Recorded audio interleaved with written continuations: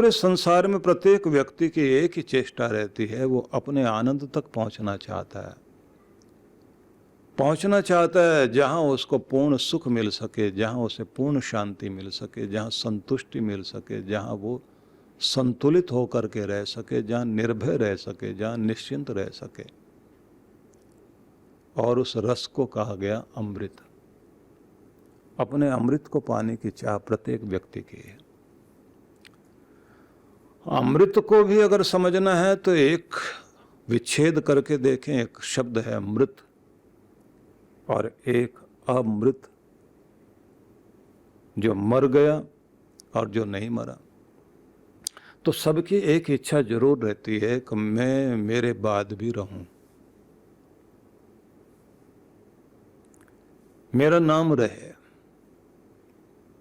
दूसरे शब्दों में कहें तो व्यक्ति मरने के बाद भी जीवित रहना चाहता है। इसको अमृत बोलते हैं। अब वो किस रूप में रहना चाहता है कि मेरी याद चले। कुछ ने कहा मेरी वंश बेल चले, किसी ने कहा कि मेरे कार्य दुनिया में रहे, मेरी चर्चा रहे, मेरे बाद भी मेरी चर्चा रहे। और वो चर्चा किस तरह की रहे कि मुझे अदब से, सम्मान से, प्रेम से याद किया जाए। तो इसको कहते हैं कि अमृत की प्राप्ति, जिसको ये भी कहा जाता है कि व्यक्ति के साथ में एक शरीर तो उसके कृत्यों को करने वाला शरीर है, एक वो जो कृत्य हो चुकने के बाद उसका शरीर दुनिया में रहेगा, उसकी करने का शरीर रहेगा, उसके कर्मों का शरीर, उसकी कीर्ति का शरीर दुनिया में रहेगा। आदमी ये था। और कमाल ये है कि हम सब लोग दूसरे का आगा पीछा सब कुछ देखते हैं, लेकिन हमारी पीठ तो दुनिया ही देखती, वो हम नहीं देखते। और पीठ पीछे हमारा जो चलता है वो हमारा वो शरीर चलता है जिसको कीर्ति का शरीर कहते हैं। अब वो कैसा बन चुका है वो हमें नहीं दिखाई देता, लोगों को दिखाई दे रहा होता कि ये है।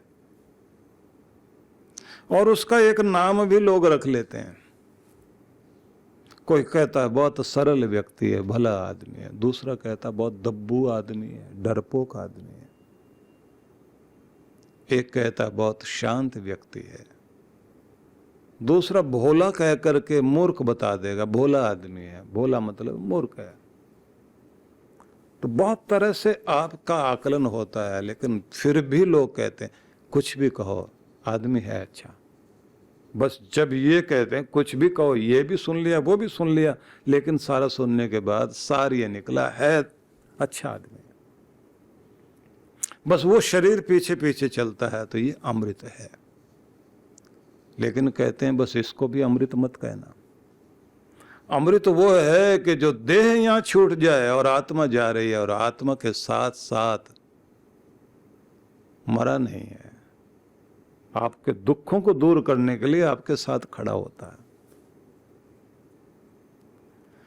है। धर्मराज जब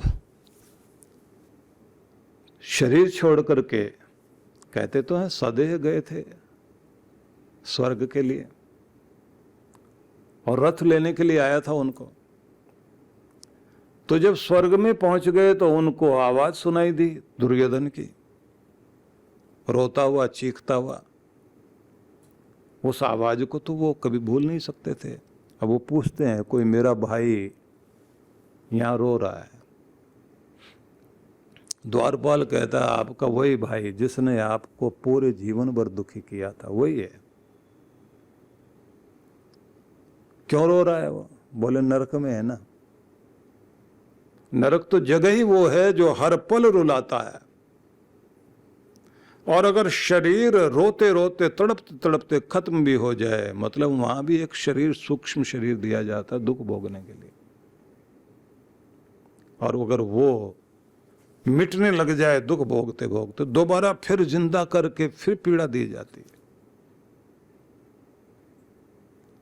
अगर उसके टुकड़े टुकड़े भी करके उसको कढ़ाई में डाला जा रहा है, तो उसके बाद में फिर निकाल करके फिर वो शरीर बनाया जाएगा, फिर अगली पीड़ा के लिए उसको भेजा जाएगा।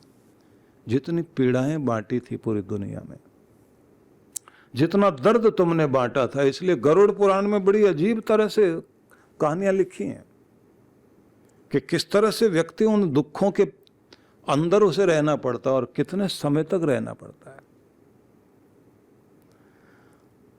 तो अब ये पूछ रहे हैं कि वो रो रहा है, तो क्यों रो रहा है? तो बोले उसके कर्म रुला रहे हैं कि वो नरक में खड़ा हुआ है। और फिर द्वारपाल कहता है कि आप चलिए, आपके लिए तो स्वर्ग है। अब धर्मराज कहते हैं क्या बताऊं, अपनों का दुख देख करके कोई स्वर्ग भी मिलता हो तो उस स्वर्ग में भी वो स्वर्ग का सुख नहीं मिलेगा। मुझे पीड़ा पहुंचती रहेगी।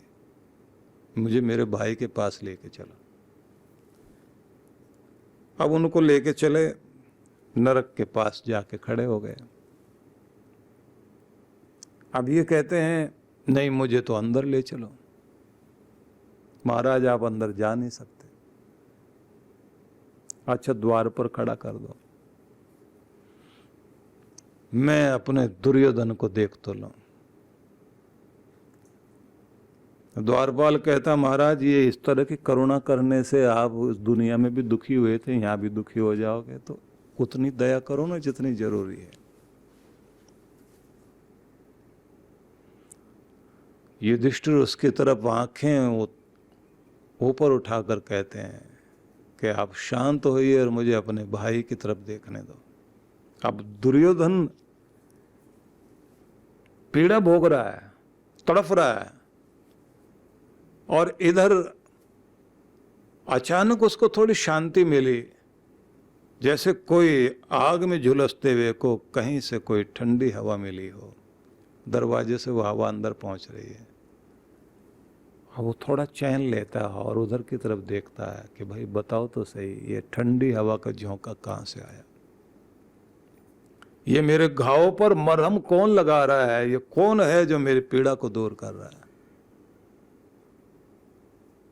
तो नरक का अधिकारी उस समय कहता है कि देखो तुम्हारा भाई खड़ा है बाहर। कौन भाई? बोले वही जो स्वर्ग का अधिकारी है, तुम्हारा युधिष्ठिर खड़ा है और तुम्हें देखने के लिए आया। तो ये जो ठंडी हवा आ रही है, जो चैन दे रही है, उसके अंदर से आ रही? बोले हाँ, उसके अंदर से आ रही। उसमें ऐसा क्या है जो आ रहा है? बोले उसके पुण्यों का प्रभाव है। उसको नरक के द्वार पे खड़ा कर दिया गया, लेकिन नरक नहीं छू रहा उसको, बल्कि उसका स्वर्ग उसके साथ चल रहा है और उसके अंदर की शांति और उसका आनंद वो आप तक पहुंच रहा है।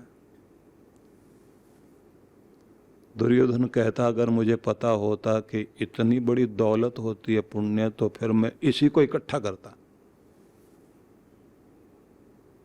और फिर उसने युधिष्ठिर की तरफ कहा, हे धर्मराज भाई, थोड़ी देर और खड़े हो जाओ। यहां कोई नहीं है मुझे बचाने वाला, चैन देने वाला, लेकिन तू आके खड़ा हुआ है ना, तो जैसे मेरा रक्षक आ गया। और उसके बाद कहते हैं कि दृश्य बदल गया और उनको लेकर गए कि धर्मराज आप चलिए, नहीं तो आप जहां खड़े होंगे वही स्वर्ग बन जाएगा, क्योंकि तुम्हारे पुण्य ही तुम्हारे लिए स्वर्ग हैं। धर्मात्मा जहां खड़ा है वहां उसका स्वर्ग है, और वो नरक को भी स्वर्ग बना रहा होता है। अब युधिष्ठिर जी को ले जाके स्वर्ग में खड़ा किया गया, और इतनी देर में कहते हैं कि इंद्र महाराज आए। उन्होंने आकर उनकी प्रशंसा की और कहा,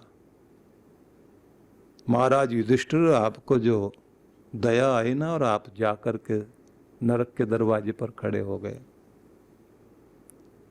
वो दया भी एक कारण था। नरक के दरवाजे पर वहां से कुछ न कुछ गर्म हवा तो आपको भी लगी है ना। भले ही आपके पुण्य आपके सामने कवच बन के खड़े थे, पर आप वहां जाके खड़े हुए क्यों? क्योंकि आपके मुंह से भी आधा झूठ निकला था।